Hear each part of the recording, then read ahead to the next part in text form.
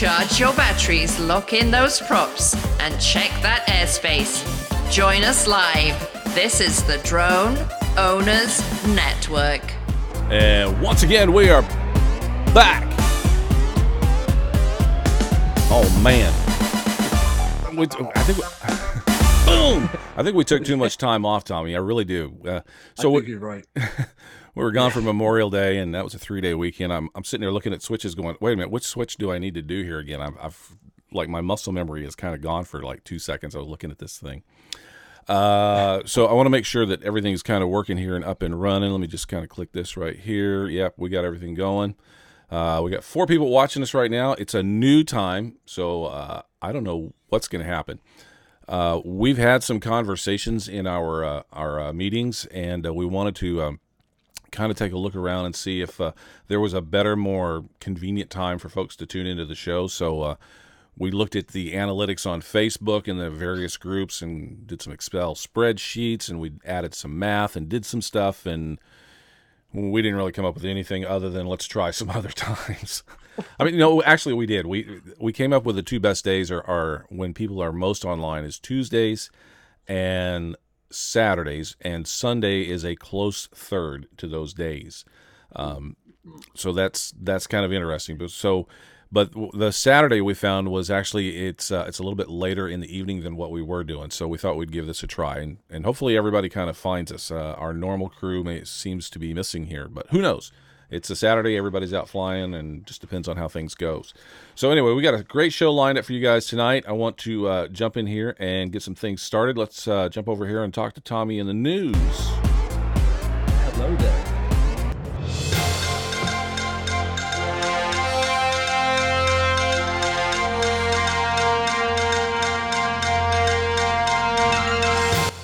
And here with the news is Mr. Tommy Polo. Good evening and happy Saturday, everyone. Let's see what we got in today's news. We have this one I found it kind of caught my attention because it almost has my name in it. Voloport. Everybody ever heard of Voloport? I think it should be called Poloport. But it's Berlin, Skyports, and Volocopter announced a cooperation to build the first mobile Voloport for air taxis. All our childhood dreams are coming true. They're starting this. It's going to be the Jetsons, man. You know what? It's coming. It's kind of neat. You're going to build the first. It's a UK-based global vertiport owner and operator, Skyports, and air taxi pioneer Volocopter unveiled the plans for Voloport, the physical landing pads for the so-called eVTOL. It's lowercase e and capital VTOL. It's the electric takeoff and landing through stunning designs. You got to see a picture to see. It's kind of neat. I mean, it looks. We've seen a lot of these things, but it's like the big caps, the egg-shaped kind of capsule-looking thing with the arm, 4 arms, big. It looks pretty cool. I'm anxious to see where this goes. Have you seen the Bell one? The one from Bell Aviation? No. What's that one like? So it's almost like a small minivan bus and it's a hexacopter all the way around, and it lifts up, all the motors tilt forward for forward flight. They had it in Chicago at AVSI, almost 3 weeks ago. And it's amazing. So everybody loads inside, automated flight from point A to point B, gone. And I think they were saying 2025 for passenger flights. 20 people? No, 2025 for their first actual manned passenger flights. Oh, wow. Yeah, so it's still a concept vehicle, but it's getting there. I'll send you some pictures. Awesome. Yeah, this is cracking me up because they're okaying all the stuff for deliveries, and they're okaying all the stuff now. Now they're starting to get in with the air taxis and all this kind of stuff. The skies are going to get crowded, man. It's going to be interesting to see what comes. But we'll have to check that out in the future. Where did my notes go? We got Parrot. We all know Parrot drones. We all kind of like, Parrot, DJI. We need a DJI. You want reliability, all that kind of stuff. Now, hang on a second. Don't knock Parrot, because I've got a Parrot wing that I love. I'm not knocking them. Yeah. I don't know enough about them to knock them, but I know they're always like, if you look at the competition, it's always like, right. DJI is always up here. That's just, but obviously longtime competitor. Parrot is one of 6 companies selected by the U.S. Department of Defense to build short-range reconnaissance aircraft for the American military. And the deal, which includes 5 other companies, but not DJI, represents strategic front between the U.S. and European commercial entities like Parrot in the face of increasing dominance for Chinese companies, which is, they're saying they're going forward with this. They want to, they want to have somebody making the drones. They want somebody that's good, decent, and reliable. But I think all this, what they're talking about in this is all this Chinese tariff stuff and everything else, and all with the government and all the, that's all affecting this now. So Sure. you got your, DJI is top quality, but they're also all the controversy with all the spine and all the other crap. And now you got the Chinese tariffs and all this other stuff. So now they're being directly affected. And now an underdog is coming in and swooping in with a military contract. Right. And you see a lot of people running contracts like that. And one of the requirements is, where does your data go? Because the data is the big side of it. So are you sending sensitive antenna placements and, facility locations and all that outside of the States, or are you keeping it all right here? So using a flight controller and a control system that won't broadcast what you're doing is huge. So it wasn't surprising in one factor, but on the other side, I was kind of like, that's an interesting choice. It's neat. I mean, I know that there's stuff. I know a lot of people swear by their stuff, and a lot of people knock it. But you got both sides for everything. But and it's always very polarizing. They're either really excited about it or really not. There's no middle of the Let me inject just a little bit of here. So initially, I mean, I kind of have a feeling this was meant to take a stab at DJI and the tariffs and stuff that's kind of going on with China, but it is having an effect. I'm in contact with I don't want to say his name, but he is the captain at Huntington Beach Police Department. He's a lead U.S. instructor at the Los Angeles County Regional Training Center. I want to say that right.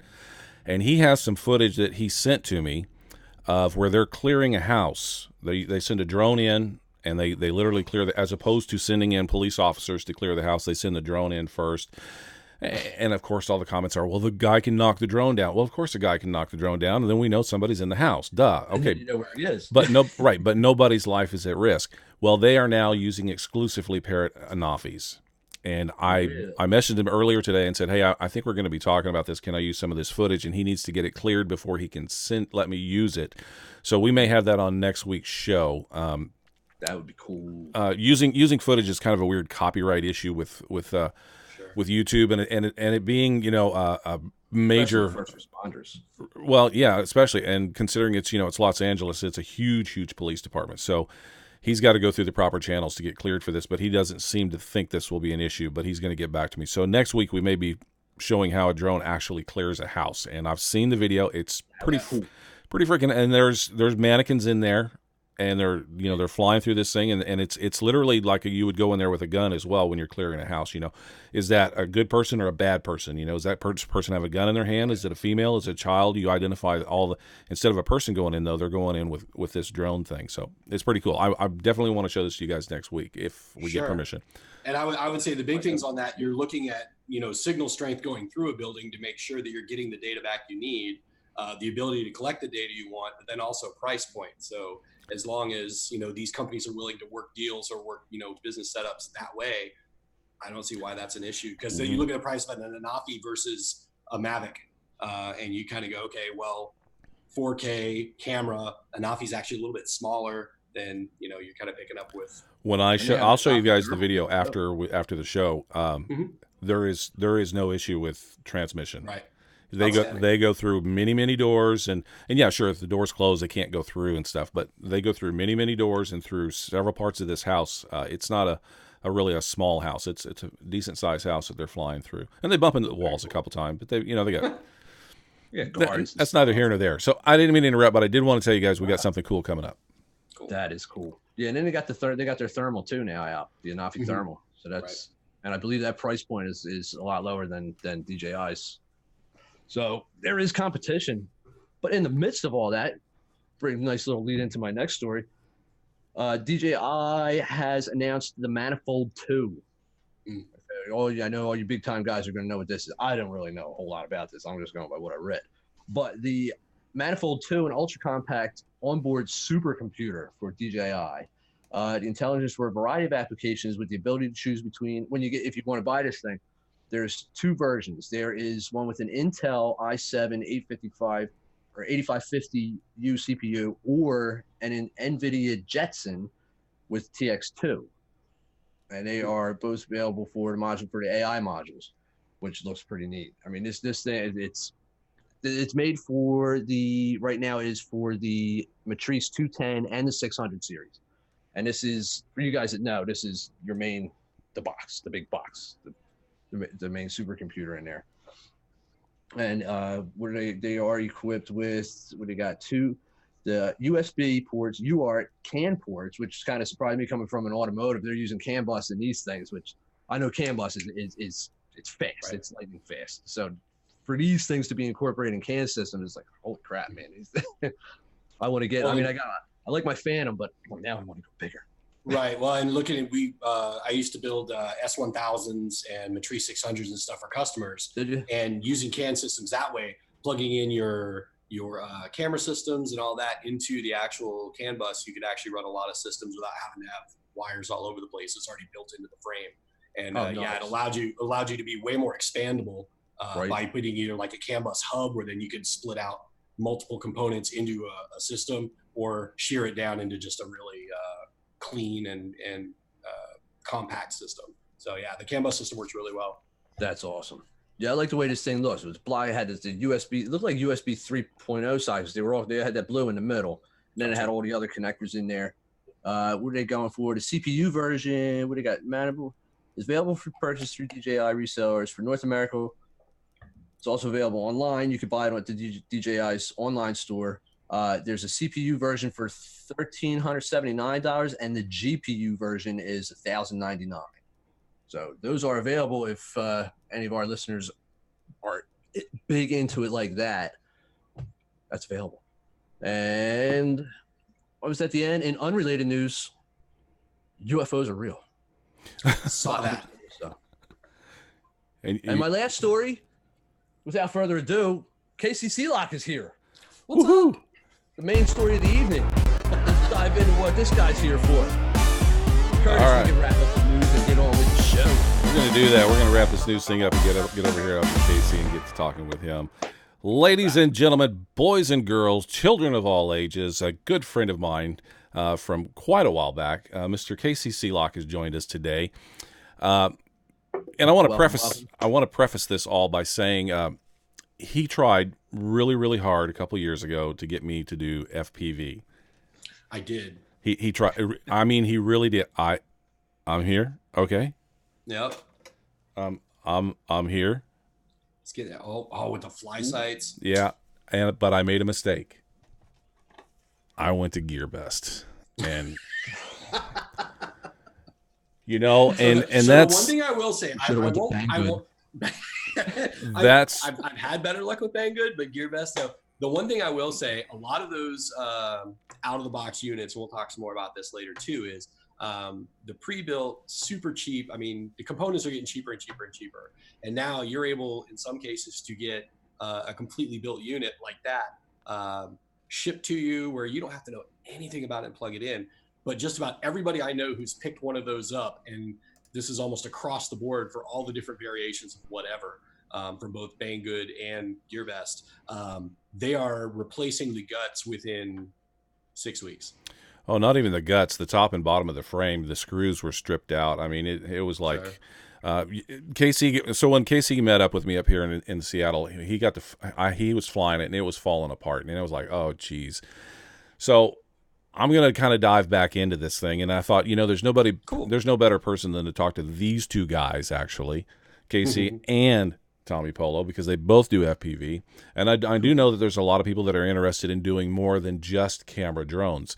So I thought we might kind of get together and have a little chat about what all it takes to actually get involved in it, what you can expect, what kind of money can you experience, or what kind of money can you expect to spend, what kind of experience can you have? Oh yeah. What is it going to be like? Is it going to be like when you buy a sailboat and somebody asks you what it's like to buy a sailboat, and you tell them, well, stand in this cold shower and shove $200 bills down the drain? Is that what it's like? No, not that bad. A hole in the water in which you throw money to, right? Right.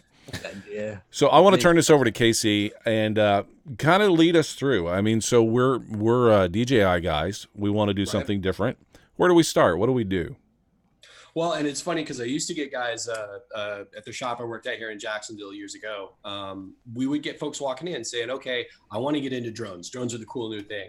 It's like, okay, what do you want to do? Well, I want a drone that does everything. Sorry, that doesn't exist, one way or the other. So are you looking to take, epic video? Are you looking to, get smooth flight and it does everything for you? Or do you like this racing? And of course you show everybody racing and they're like, oh, that's the coolest thing I've ever seen. How do I, I'm going to jump right into that.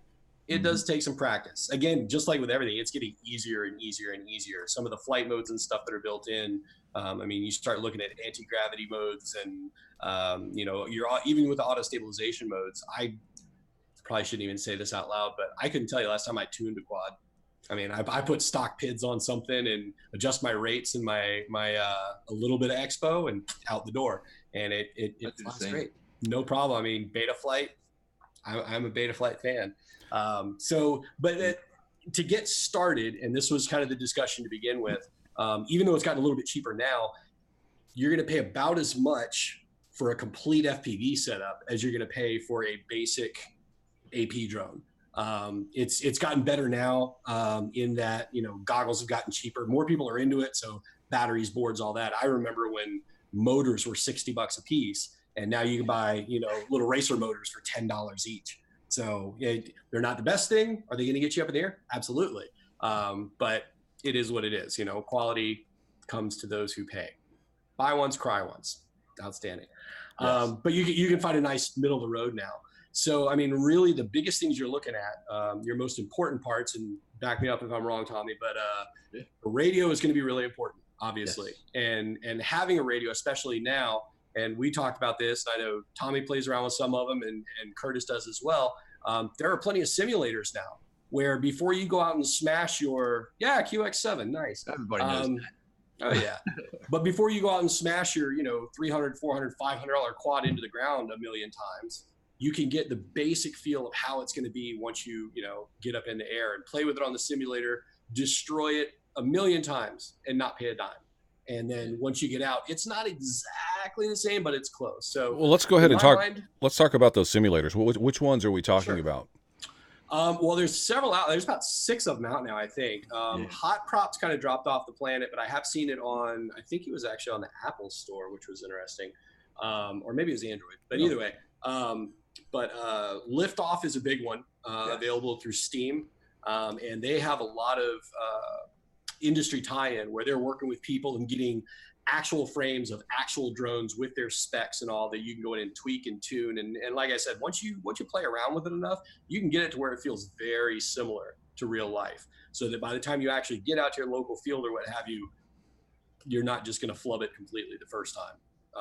You're going to have a couple of crap moments, but you're not, you're going to get the fundamentals of, okay, this is forward motion, this is pitch, this is yaw, this is roll. Okay, right. I know what I'm doing, so let me get up 100 feet in the air, and you can get up and do some stuff and not have to worry about having to go right to the bank. Absolutely. And so between Liftoff, Velocidrone is another really good one that I enjoy. There was something else I just started playing. Drone Champions League, which is kind of the European circuit right now. They have put out a demo of the game that they're going to be releasing. I think it's this December, so it's still a ways off. But it is probably the most realistic flight physics I felt in any of the games. Really? It's geared less towards the freestyle side of things and more towards the actual racing. So it is a little fast and furious, and you definitely feel it. My friends who I put on it, they start moving and they're like, how fast am I going? Like I couldn't handle the turns. It came up so quick.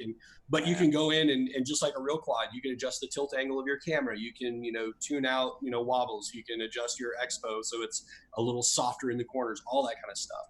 And all those things lead to getting you to where you need to be when you actually get up in the air for the first time. So that being said, probably in my mind, the most important piece of equipment you're going to have, besides the goggles and all that kind of stuff, is your radio. And there are a lot of options out there. Tommy was just showing you the QX7. This is an old school. This wasn't even the Plus. This is the original X9D from Tyrannus. So I love that guy. Then we moved on. The QX7 came out, which was the little brother.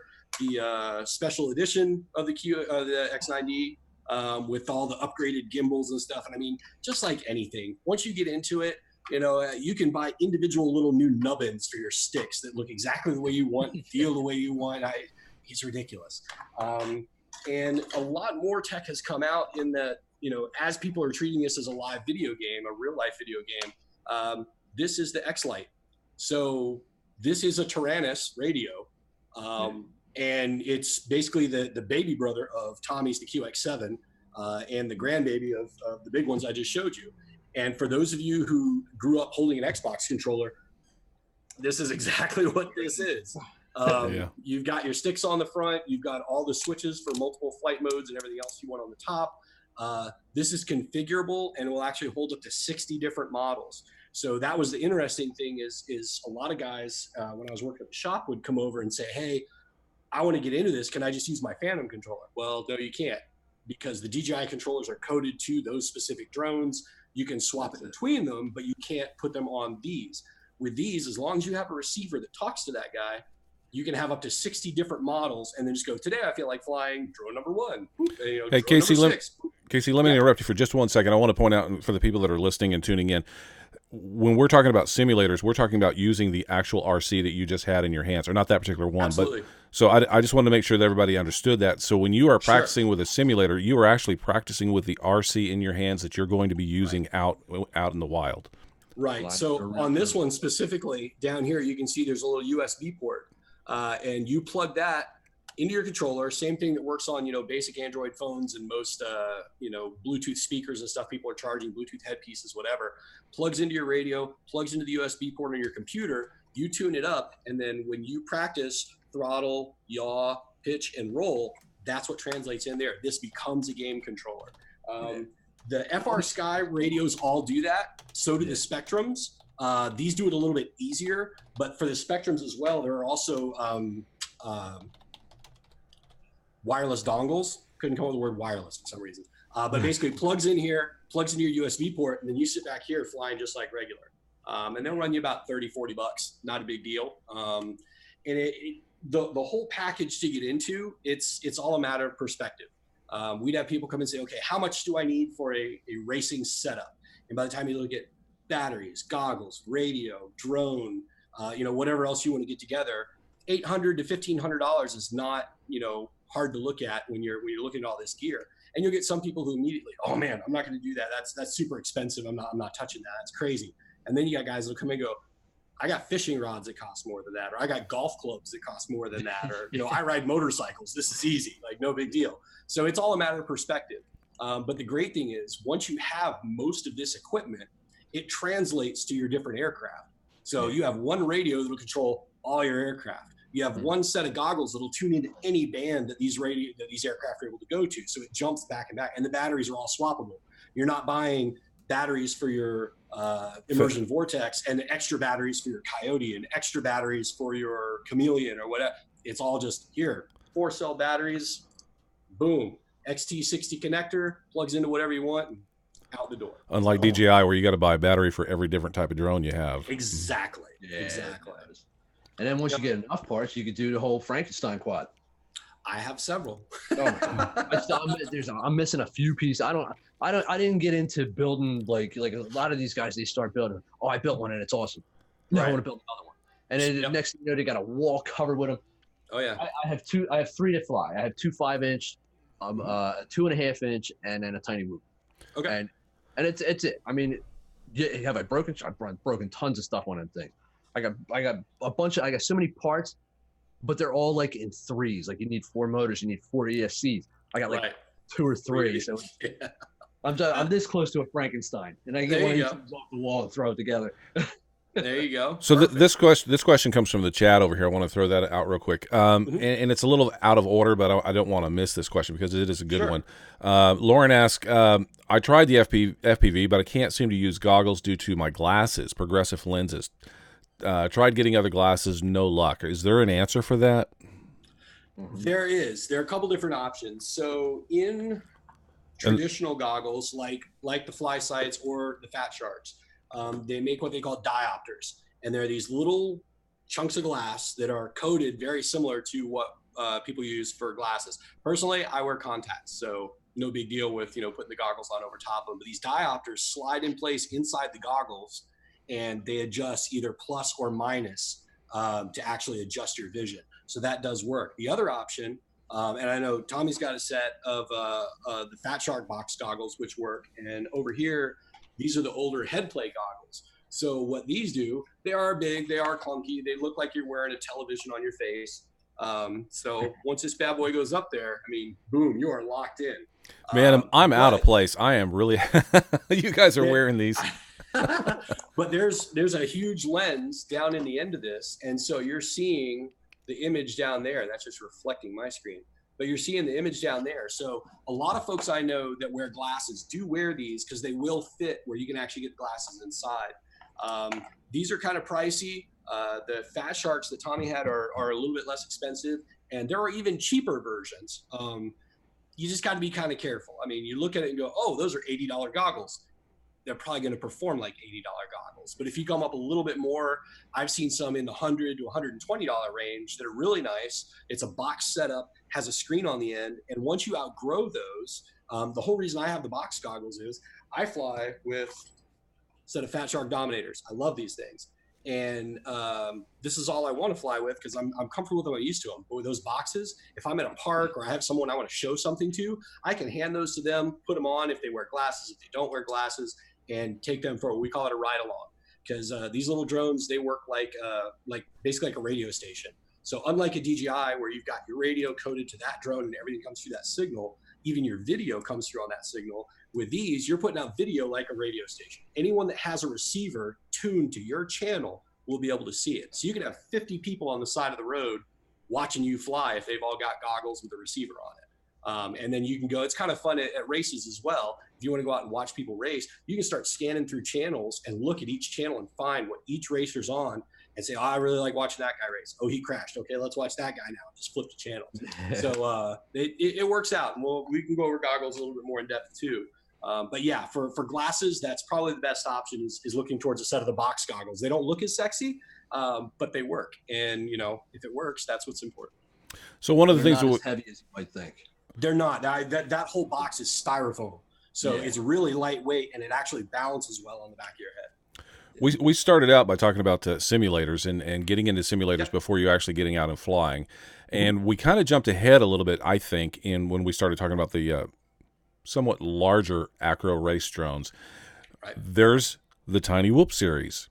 Absolutely. I was going to come back to that because that's kind of the next progression. Okay. The simulators are great, but they don't feel exactly like it's going to feel. The Tiny Whoops are great, and they give you more of an idea of, you know, when you level out and your camera's tilted, you're going to start backsliding a little bit. Or if you're moving and you kind of level out, you're still going to drift some because it doesn't stop like a GPS-enabled drone. But again, a Tiny Whoop doesn't fly quite like a 5-inch does either, but they are a lot of fun. For my money, probably the best micro I've ever flown, because I started flying Tiny Whoops when we were literally buying the original blade inductrix and soldering a camera onto the top of it, and you had to make your own. Now everybody's making like 6 different versions of the thing. For my money, and honestly, probably one of the best packages out there right now, this is the Emax Tiny Hawk.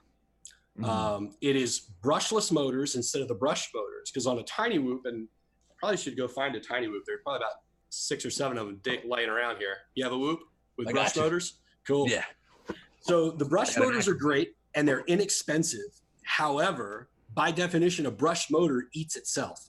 So there's a core in the middle with brushes that run around. That's what gets the electric charge going. So after about 50 to 100 flights on that guy, the motors start to wear down, and you can feel it. It'll get a little sloppy, or it'll dip in a corner or something like that. Whereas with these guys, these are actually brushless motors, just like you see on the big race copters, that are encased inside these little, if I can get the camera to work, there we go, encased inside these little props.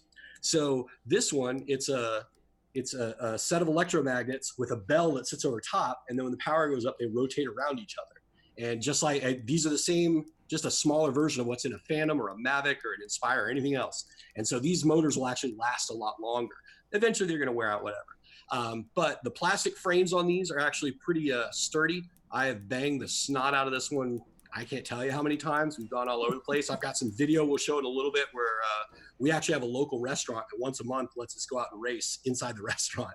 And we've got LED gates and also, It's a blast. So right now, Emax has a kit, which is this with a little radio that works with this, and it would probably work with something else. I haven't tried binding it to anything else, but it's this, a little radio so you can control it, and a set of box goggles from Emax. Not the best, but it'll get you up and running, and the entire package is under $200. Yeah, wow, that's. And I mean, you can't beat that. So if you buy it for $200, you go, you know what, this isn't for me. It's little Billy's Christmas present, you know, whatever. So you get out the door and you put it back in the box, and here you go. yeah, game on. Depending on how many cracks you get out, you get some of your money back. Sure. And then some of the things that people are seeing lately that is kind of hitting the market and is kind of the balance between what we're doing in the racing and the FPV world and then the AP photography is this is the Cinebee 75 from iFlight. And so this is running brushless motors. This will run on a 2 to a 3 cell battery. And the camera on this is the Caddx Turtle 2. So down here in this little case down here is a DVR, and this will record 1080p video at 60 frames a second on a Tiny Whoop. Yeah, I need one of them. Oh, this thing's a blast. I've got some video. When I was in Chicago, I couldn't stand it. So I went and I found the big silver bean and flew this around the bean and got almost GoPro quality footage out of something that fits in my palm. Wow. And being that even with the battery and everything, it's still under half a pound. Is that a full acro drone, or is it got like stabilization stuff in it, or? So with most of these race drones, that's what's kind of back and forth. When you set up the software, and most of the pre-built versions will already have it built in, you normally have what you would call angle mode, and then there's normally horizon, and then it's either acro or there's like 6 or 7 different names for it, rate mode, whatever. So the easiest way I always explain it to people is angle mode is almost like a DJI ADI mode, where because none of these have GPS in them. They are starting to make racers with small GPSs for long range stuff, things like that. And you can a lot of the flight controllers, a lot of the Betaflight boards, Betaflight does support GPS, so there is a way to do it. It's just not perfect. But anyway, with these little guys, if you've got it in angle mode, it's like there's a hand holding you. And it's not going to tilt more than about 30 degrees in any direction. And if you let go of the right stick, it's going to snap back to level and do what it's going to do. Then you go into a horizon mode, and that's like fingertips supporting you. So it's not gripping you, but it's supporting you. And if you tilt and let go, it'll come back. But if you go full stick one way or the other, it'll do a full roll and flip. And there's that. And then you have acro or rate mode or whatever you call it. And with that, you're actually dealing with all bets are off. Nobody's doing nobody's doing nothing. If you flip upside down and let go, it stays upside down until you tell it to stop. So if you flip upside down, let go and slam into the ground, that's all on you. This will do it too. I put this in acro too. Oh yeah, absolutely. Outside, it's a lot of fun. Inside, it's like forget it. I will fly these in acro outdoors, exactly, and then indoors, I go to angle mode. I'm like, bleh. You'll see in some of the race footage we show. I mean, we're going through like the long cat tunnels, and we built little hoops and stuff, and it just you'd be going way too fast, too fast. So yeah, the tiny whoops are a lot of fun, and they're a great way to get into it. We actually have a lot of fun. I honestly couldn't tell you the last time I flew a 5-inch because I've pretty much just been so busy that tiny whoops are great. You can take them in the yard, you can fly them through the house. We crash more because we're laughing so hard rather than we actually screwed something up. Once you realize that you dove under the coffee table and then punched out to get over the couch before you ran into a cushion, you just start dying laughing. Oh yeah. The first time we ever flew, it's like Land of the Giants or something from back in the day. Exactly. Yeah. So the first time we ever flew, we built one for my friend, and she got all excited about it. She's like, I want you guys to teach me to fly FPV. This is going to be cool. It's going to be awesome. We built this thing.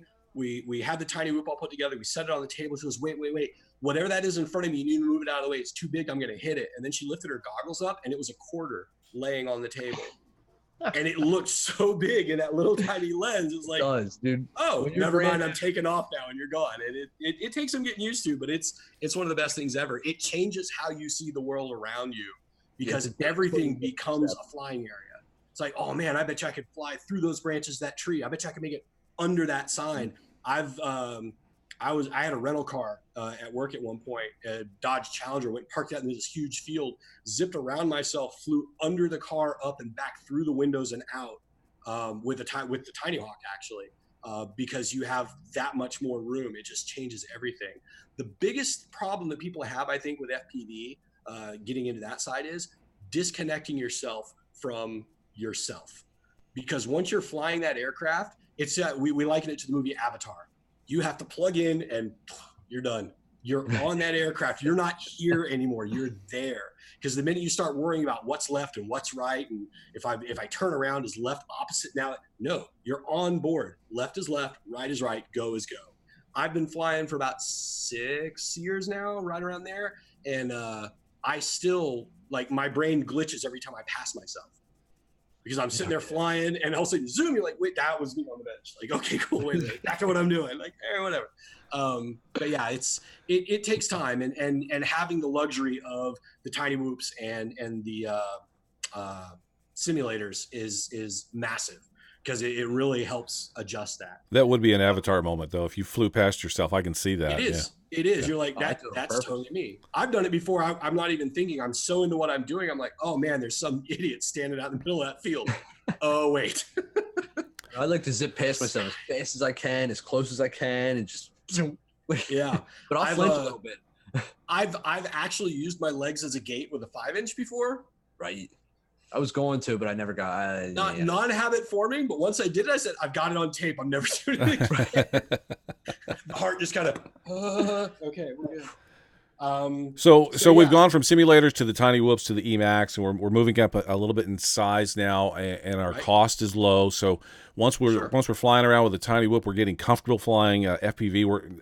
There's something else we haven't talked about, is putting on those goggles are somewhat claustrophobic for some folks, and I've heard this mentioned quite a bit. So if you're a person that is claustrophobic and you don't know about it, it's kind of nice to find out at a cheaper cost. So when you're getting into these tiny whoops and flying and stuff, you go, oh, I can't really do this. There's still line of sight flying. I see quite a few FPV guys that do some amazing stunts and tricks where the drone is like 10 feet. It's kind of like the old helicopter guys doing what do they call that? Oh, the collective pitch 3D helis. Yeah, 3D helis. It's kind of like those guys are doing that. So it's not totally out of the question that you can't find a part of the hobby that you can enjoy with these little FPV drones. So quad mover is amazing. Quad movers, it blows my mind. Yeah, if anybody's watching this, obviously finish the rest of the show, but write it down now, take notes, and when we're done, look up quad mover, and just the guy is insane. He does MOVR. Yeah, MOVR. You take the E out of it. Yeah. But to that point as well, Curtis, there are other options. FlySight, the same company that makes your goggles there, they make the Black Pearl monitor, which is a 7-inch screen that just sits there, and it'll have like a sunshade or whatever. Because that has a diversity 5.8 gigahertz receiver in it, and that's what we're transmitting on with most of these, you can use the screen and actually watch the screen, so you'll see what's around you. The downside there is you don't get the immersion that you do on some, and we've seen in a lot of cases, if you're using the screen and you see somebody walking into the park on the other side, or you see a bird fly by, your initial reaction is quick look at that, like, oh my gosh, what was it? Right. You lose concentration of what you're doing. Locked into the goggles, it's right back to that Avatar moment. I am not here anymore. I'm over there. So forget what's going on around me, which brings up, using a spotter, having a buddy around, just so, I've had a couple times where I thought I'd be fine. I go out to a park, I'm sitting there by myself flying around, and all of a sudden right next to me, hey, what are you doing? And I'm like, oh my gosh. And somebody walked up just to ask me. They weren't sneaking up. I just can't see. I'm so locked into what I'm doing. I have no idea what's going on. So spotters are a relaxation, like the whole relaxation part of it too. Is. Like I like to take a beach chair out and sit down and you're like, all right, I'm out. I'm not here. I'm not on Earth for the next 5 minutes at a time. Well, and it's fine. And the locked in side of things is very similar. When I first started, I said, you know what? I grew up playing video games, sitting this close to the screen, and I've never been motion sick. I've never had vertigo. I don't know what everybody's talking about. Like, you gotta be careful, those goggles, it's gonna mess you up. I said, no, I'm fine, no big deal. And I bought it was the Fat Shark Predator V2s. It was the bomb at that point. That was the newest Predator out. Now we're up to like V6 or 7. It's ridiculous. But I had the V2s, put them on, said, oh, this is great.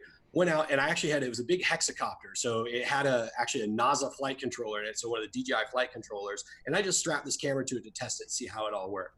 And I got up and took off, and I got about 100 feet in the air, cruising down the field. I'm standing there going, this is so cool. I don't know what he's talking about. You know, King Kong's got nothing on me. Got to the end of the field, made a left-hand turn, and fell over. I am laying on the ground going, what just happened?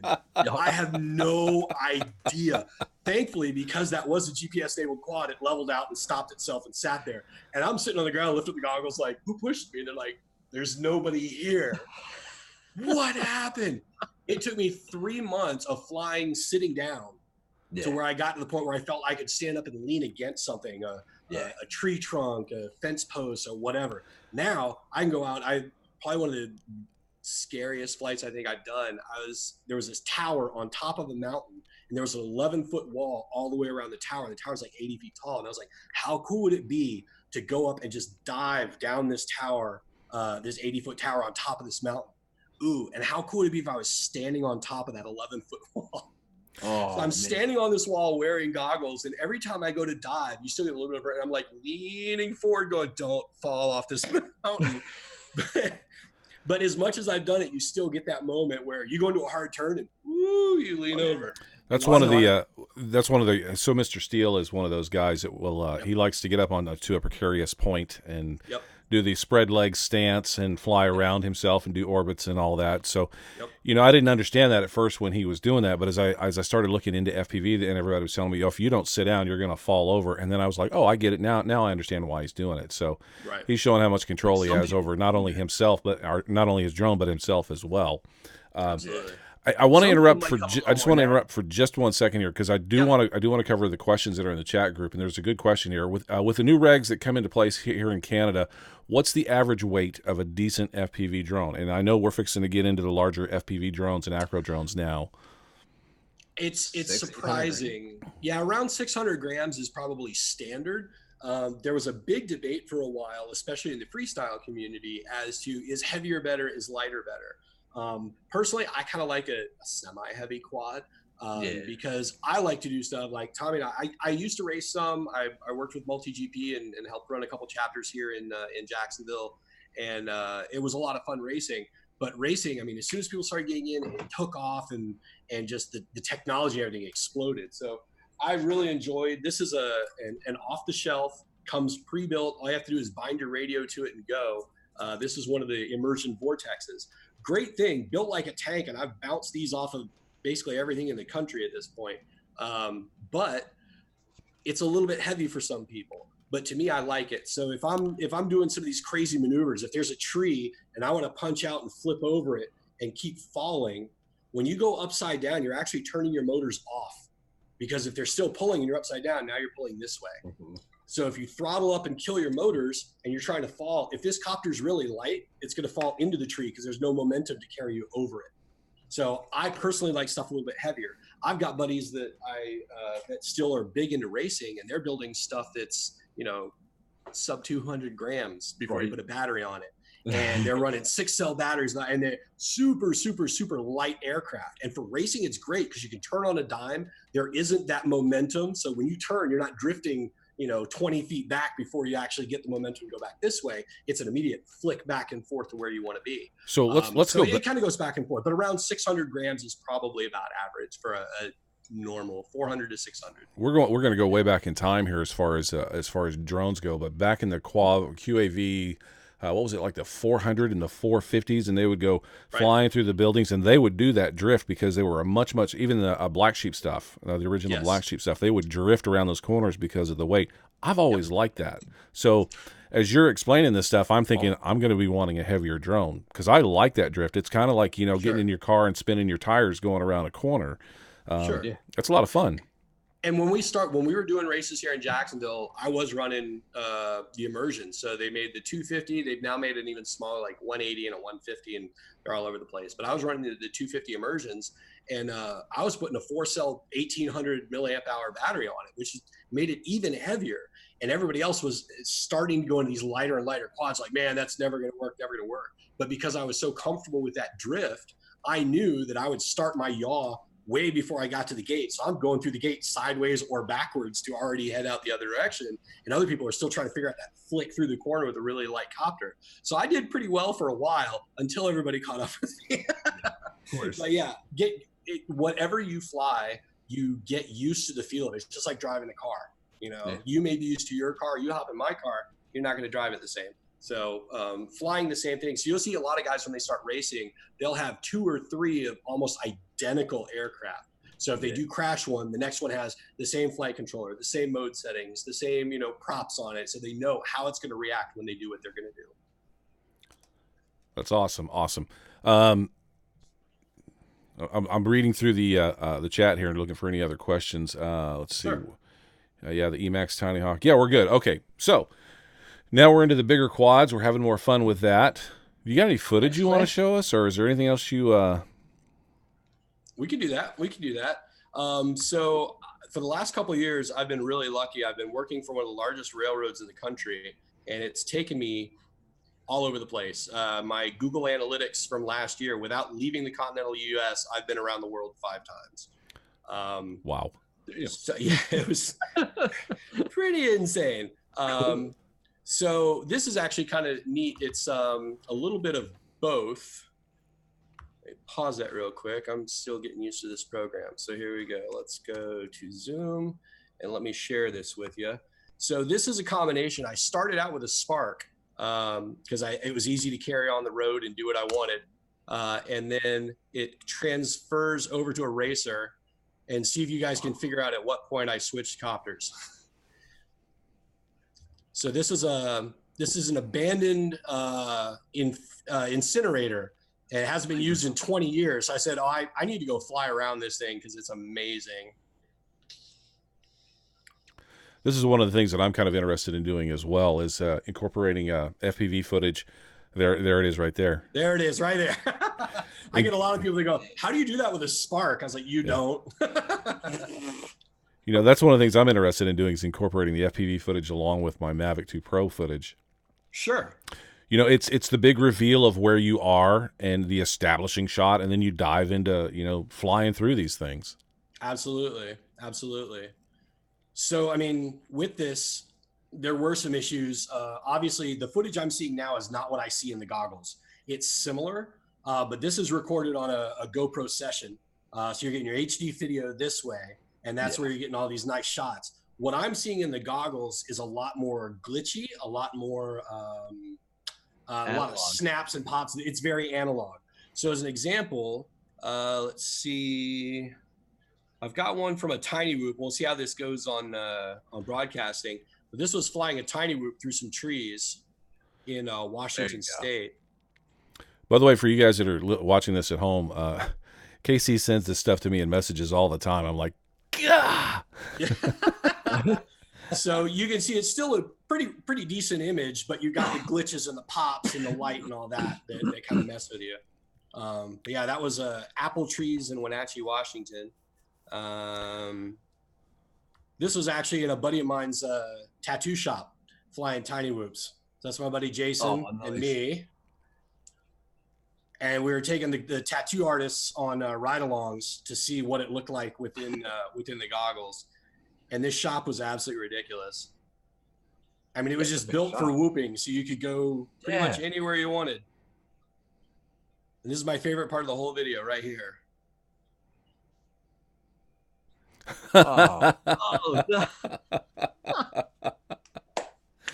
So bouncing off mirrors looks really good in a tiny whoop camera. That looks kind of sci-fi too. Oh yeah, it's a trip. So yeah, it was a lot of fun. Oh man, that was cool. A lot of the guys there raced, so we chased each other through, and had a blast doing it. That's awesome. Let me see. It's funny though, like it's funny what you said, like with the last video when you're upside down and everything like that. Right. It's funny what certain people can take. Like I could do the Mr. Steel thing. I could stand on the you know, on a tire on end and just stand there and fly and be fine and not fall over. Right.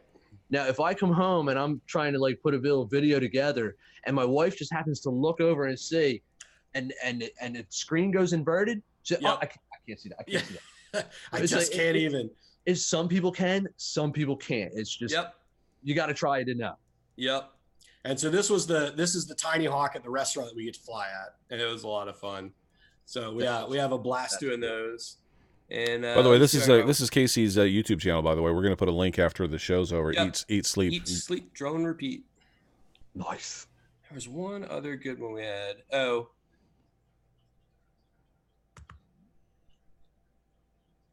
This was just a quick Instagram clip on a road out in the middle of nowhere, New Mexico, just to kind of show it goes forever. Wow. And so, I mean, you can get, the distance, the speed, and it's all about, knowing, just like people were saying earlier with new regulations, what's happening, what's changing, what are we fixing? You just have to know where you're at, what you're doing, and how it all comes together in order to make sure that, you're doing the right thing and that you're in an okay spot. I just wanted to show you. Oh, so this is the one from the little Cinnabee. So this is the footage out of a tiny whoop. Oh, this is cool. I've seen this.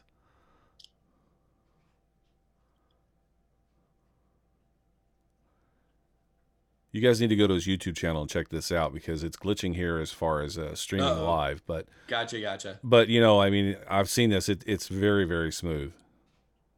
We'll put a link in the description after the show. For sure. So I mean, 1080p, 60 frames a second on a tiny whoop, and it's just it blows your mind. I mean, even with the glitch, you can see how awesome that is. Yeah. Yeah, I gotta get what is this Cinewhoop they're calling them? I gotta get Cinewhoop. Yep. They're cool. And so a lot of folks have come out with different versions. Andy Shen from Shen Drones has made the Squirt, which runs 3-inch props, but it'll actually carry a GoPro 7. So you get some amazing footage. But having something this tiny, like a Cinewhoop, it opens up all sorts of possibilities. Wow. Telly Scott says always wanted to try one of those, but they're so fast I'm sure it would crash as soon as I took off. This Cinewhoop, Telly, is actually the thing you need. It's meant to crash, and you're not going to damage it. So pick it up, dust it off, and fly again. It is. The Cinewhoops themselves, honestly, because the camera is a little more expensive, I would honestly say go with like a Tiny Hawk or a Tiny Whoop. Right. And then the Cinewhoop holds the better cameras. So I won't lie, I had the Mobula 7 HD as well, and I flew it like I was flying regular Tiny Whoops, and I beat it up really quick. So that one's a little bit rough, but going with like the Tiny Hawk or a Tiny Whoop or Inductrix, if you have a Spectrum radio, it'll bind to any of the actual Inductrix FPV units. In fact, when I came up and visited, we stopped and I bought one of the Inductrix Pros at that shop in Olympia. And I mean, all those are great, and they'll bind right to any Spectrum radio. If you go FR Sky, that's the big thing is depending on the radio you choose, you have to make sure that it's going to talk to the receivers that you're going to get as well. So a lot of the stuff that has built in, you just have to make sure you're buying the right model. But when you start building custom stuff, like this is a now defunct company, but this was All Carbon RC. A buddy of mine designed this, and this is the Coyote. And all this is custom built. My buddy Ricky designed the frame, and then I put it's got a Helio spring in it right now as a flight controller. It's running a Foxier monster camera. It's running the Team Black Sheep Mr. Steel motors. So I mean, you literally get to pick everything you want. And I will warn you in advance, it is like getting into racing cars, and I tell people that all the time too. Buying a DJI product is like buying a sedan at the shop. You buy it, you expect it to work. If something doesn't go right, you talk to the dealership and say, why isn't this working? This is like buying a little tuner car on Craigslist. Yes. And as soon as you start playing with it, you're like, if I get those motors, I get, 30 more seconds of flight time. Or if I go those props, I can last my battery a little bit longer. And it's a rabbit hole. And my big thing, like we were just saying, I haven't tuned a quad in forever. If it flies, I'm outside having fun. Yeah. I would have guys who come go, look, man, I tuned it. It hovers perfectly steady. Like, yeah, but how does it fly? Like, how does that work?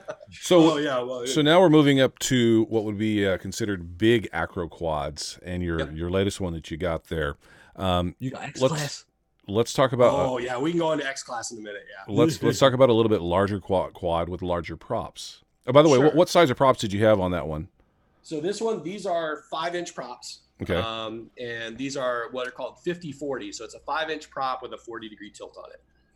And so these are pretty smooth. I used to run 50-51 props, which had a little bit more aggressive, and it doesn't sound like that much of a number, but it would eat through batteries quicker. It affects the efficiency of your motors. Obviously, the 3-bladed props are going to give you a little bit more lift. They feel a little bit more floaty than regular traditional, straight across props, bi-props. But the bi-props are more efficient. So you kind of start playing around with parts and figure out what's right for you. And the funny thing, it came out in a chat room years ago, but somebody said, I don't think anybody really knows what's going on in this hobby. It's just a bunch of people making guesses, and that's what becomes popular. So it's really about finding what works for you. Obviously listen to people and have conversations and talk about all this gear, because somebody may have found a less expensive motor or a better performing board or something along those lines, and deals all the time. Tommy and I were talking about batteries before the show, and some of the best batteries that people are running, they go on sale for like $10 a pop every now and then. You're like, there'll be a huge rush and they'll buy them, as opposed to paying $20 or $30 for a battery, depending on the brand and who you go to and all that. Buy one, get ones, that kind of thing. Dude, there's deals happening all the time, and it's worth waiting and checking for. Because it's every couple months you're gonna find something. It is. The other big thing at that point in getting into batteries is you kind of decide what you need. So if you've got a heavier quad, you might need a little bit lighter battery. So you may go with a 1300 instead of a 1500, just to kind of balance out that weight. Or if you're trying to go more long range and long distance, you might get like a little bit larger, heavier battery and may step down in voltage. Like I've got some amazing 3-cell batteries. They're 3000 milliamps, but they're the same size as 2200 milliamp hour 4 cells. And so I can put those on, and I can't do all the same, hinking and jinking and flips and rolls and power loops and everything else that I can do on the 4 cells, but they fly for a lot longer because I've got more juice stuffed in there. So it's really just finding your style and what you want to do. If you really want to get into racing, there's a whole pathway to go for that. If you want to get into more, just long time flight, there's a pathway to go for that. And if you just want to have fun, you can buy just about anything, cobble it all together and go. You're going to learn about soldering. You're going to learn about battery maintenance. And that's where I was going with that. Coming from the DJIs with the batteries, they maintain themselves. I mean, you plug it in, you unplug it, it discharges over the next 10 days and you're done. With these batteries, you charge it up and you leave it, it starts to break itself down over time. So you have to be really careful about how many batteries you have, how often you charge them, how often you discharge them. All the stuff that you need, all little boxes. Oh yeah. Yeah. Actually, that brings me. Give me 1 second. I will be right back. Perspective with what he was talking about with the cameras. You have a high def, like a GoPro. This is a Runcam 3, but you got the high def recording camera here, and the one down here is the analog one that's feeding the goggles. Yep. So anybody else know to give you visual. So an interesting side question here about all the camera that's recording and everything. And I haven't, I know Rotor Riot is kind of one of the places to follow FPV stuff, and I am a member over there. Is there any talk about the Osmo action camera and the Rocksteady? Oh my God! Now, first of all, I want to, in case you didn't know, the Osmo Action is actually a little bit heavier than the GoPro 7, slightly. Right. And I know weight is really, really an issue when we're talking about drones of this size. But I'm looking at I don't really care for the flips. I like the big arcing flips, whatever. But the flip, go this way, flip. I'm lost on that. As soon as the guy does that, I'm like, okay, I'm switching the channel. But these guys that are diving down the buildings, or these long runs where they do the curve and they go through the trees and stuff, I love that stuff. Sure. So when I get into this thing, I'm going to be looking at something, that I want, literally a Rocksteady image that I'm going to put up against a Mavic Pro and kind of match up my footage with that. Has anybody tried, to your knowledge, using the Osmo action camera? I've seen people using the Osmo Pocket. I don't think I've seen a whole lot of footage on a racing drone using the Osmo. Well, not racing. I'm talking about acro. Well, yeah, I'd say roughly say a 5-inch frame that can be either way. I've seen some people playing around with it. I haven't studied it a whole lot because honestly, everything in this, when you buy a DJI, everything's balanced and everything's designed to work specifically the way it does to get exactly that component out of it. With this, if your camera is a couple grams heavier, you're sacrificing something else somewhere else. Right. Whether it's smaller battery or a different frame, or you're getting less time because it's so heavy, or what have you. You get a lot of guys. What was the video that just came out the other day? They were talking about a Foxeer, since GoPro has stopped the session cameras, which we all love the session because he's this perfect little square. Now they've got the Foxeer box, right? And so with the box, it's basically taking on the form factor and I think even the chipset of the older sessions. And so with that, it's actually lighter weight than the new GoPros or the Osmo Action or anything like that. And so it actually ends up maybe being even better for what we're doing here. So it's kind of a balance, but everybody straps everything to everything. Like I said, I've seen an Osmo Pocket on this thing. I actually have one of the Rilo 360 cameras, and I've posted that up on some footage. I don't think I have it here on the computer because that went straight from the Rilo. Well, I've mounted a 360 on it and like flown under the beach pier and done a tiny planet with it. So you just see the pier like stretching out all over. Right. And when you flips, the camera stays perfectly straight and the drone flips around the camera. It's the weirdest thing because of that stabilization. So you can build custom units. So if I was going to fly something heavier like the Osmo Pocket, I'd look at a slightly larger frame. So like this immersion, like I was saying, this is the Metal Danny version. So it has slightly longer arms. So instead of a 250, this is a 275. So it's 275 millimeters diagonally from center post to center post. These are 6-inch props. So I'm getting a little more lift, a little more pull, a little bit stronger motors, and this would carry a little bit more weight too. So you could go to a 6-inch or a 7-inch if you wanted to carry a heavier camera. Now, what was the thing you showed me earlier? Which you had another one that you were talking about. I guess, maybe it was that one. I thought there was another one you showed me. This one with the 6-inch props, and then this one had the 5-inch props on an older frame, and then this one that's the one.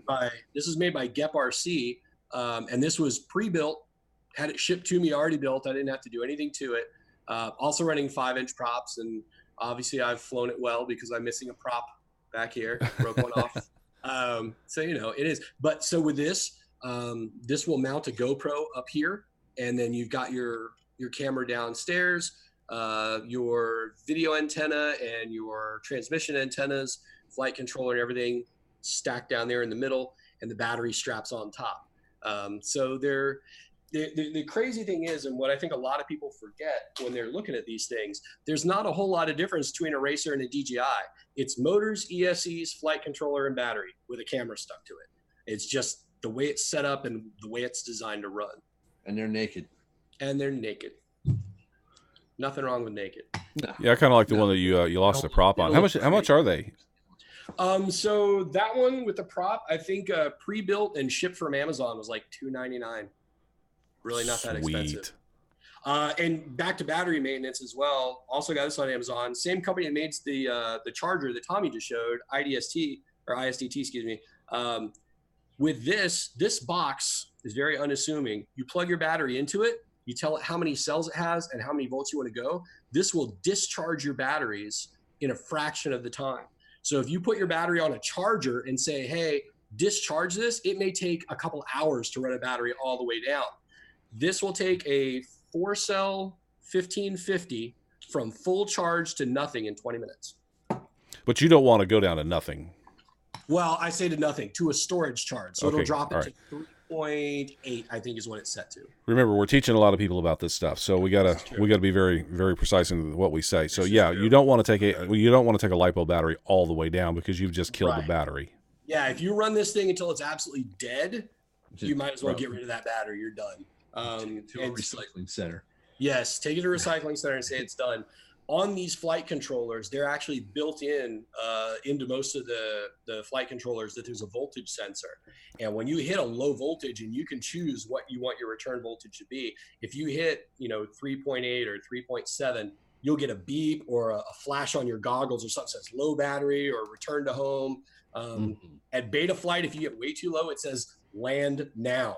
And that's it. You're like, okay. With asterisks all around it. Exactly. And at that point, you land it and walk to go get it. You're like, oh, crap. You're going to kill it. Yeah, you're going to hurt it. So one other question for you, and I'm hoping I'm hoping for a good answer here. You keep talking about Betaflight. Is Betaflight the only app out there that, I mean, is there? It is not. It is not. There are several out there. So when I started flying, man, for most of the racers, we were running something called Open Pilot, which turned into Libre Pilot. And then we got Clean Flight, and then Clean Flight went to Beta Flight, and Race Flight has branched out. So a lot of these are very similar softwares that have kind of gone down their own branch. Flight One, what's Flight One? Flight One is Race Flight. Okay, yeah. Yeah, those are synonymous. And then you have Beta Flight, and then somebody made what they called Butterflight, which is supposed to be buttery smooth. And what it is as you start getting into the programming on these, there are a lot of filters and settings and things like that. So we went from like Open Pilot to Clean Flight, where they stripped out all the stuff we didn't need. So initially, people weren't trying to put GPS or camera controls or anything like that on it. So it's like, yeah, just strip all that out of the software. We don't want it. We want the cleanest, smoothest, done. Don't have to mess with it. And as it goes, you'll get people who like one thing and don't like the other. So with Beta Flight, they got up to a certain version. They started stripping out a lot of the filters people wanted. So somebody designed Butterflight, since it's open source software pretty much, moved it over and said, okay, I'm going to put these filters back in, and we're going to call it Butterflight, because now we can make it buttery smooth with all these other things we can do. So there are multiple softwares out there, but right now the main ones are going to be Beta Flight, Race One, which is Race Flight, and Butterflight's still out there a little bit. Kiss still big in there? Kiss is still around. I know a couple guys are still running Kiss stuff, and it's funny because stuff changes so quickly. Yeah. And I mean, especially with zeros and ones. Absolutely. The software changes quickly. The hardware changes quickly. There are flight controllers that I still have in builds sitting in the kitchen that I can't load the newest version of Beta Flight to because it doesn't support that hardware anymore. Right. Yeah. I opened up an old frame the other day and found a CC3D board in it. Went, wow. Like okay. I still have a 450 with a KK2 board sitting on it. So, there's tons of stuff out there. There's a DYS F4 Pro version 1 in this one. Okay. And it's doing Beta Flight 3.5, and I've stopped there. It flies. I like it. I don't need if it ain't broke, don't fix it. Exactly. And I mean, there's always new software coming out, and there tends to be some issues with every version of software when it first comes out, but it normally gets fixed, because the cool thing is there are such large communities built around this stuff that there's always somebody tuning and tweaking and adding something new, or whatever, and the changelogs come up. There are options for hooking it directly to your computer to do changes. Somewhere around here, I actually have one of the SpeedyBee boards where you plug it into a battery, plug it into your drone, and you pull up a Bluetooth app on your phone, and it Bluetooths, and you can change all the settings right on your phone without having to do anything. And one of the great things about Beta Flight is you can do it right in your OSD on your goggles. That's amazing. Change your rates and settings, where you used to fly it around, land it, plug it into the computer, change settings, unplug it, replug it, fly it, land it, whatever. Now you can fly and go, oh, wait, I need my rates, which is how quickly it's going to react to what I put in. I need that a little bit faster. Land it, drop it, OSD on your goggles, change it just by moving the sticks on your controller with a certain, it's kind of like playing old video games. You got to know the secret code to get into it. But once you do, you're in it, you change what you want, you save it, back out, take right off again. No computer needed. The tech just gets cooler and cooler and cooler. It does. It really does. Well, guys, we're right at an hour right now, so I want to kind of start wrapping this up here. I got a feeling we could be talking for the next 2 hours about this stuff, actually. Days. Easy. We might have to come back and revisit this a little bit more detailed, and maybe, in fact, have Casey come back and actually spend time on very specific things. Like we could talk about radios for an hour, or we could talk about goggles for an hour, or something like that. Get involved with that battery maintenance. The battery maintenance is big. Battery maintenance is very big for everybody. In fact, we should probably do a whole show. A lot of money doing that wrong. Yeah. So, Casey, thank you very, very much for coming on the show. I know it was kind of a late notice too. Pleasure to be here. And you keep sending me those videos, man. I love it. Every once in a while I'll get a message, and he's someplace weird, and he's doing something weird, and he's sending me a video, and I'm like, what the hell? Where are you, man? Because he's flying all over the place. All right, folks, that's it for us. We're going to wrap this show up. We will see you guys next week. We've got some more surprises coming up, so stick around. We'll see you then. We're out.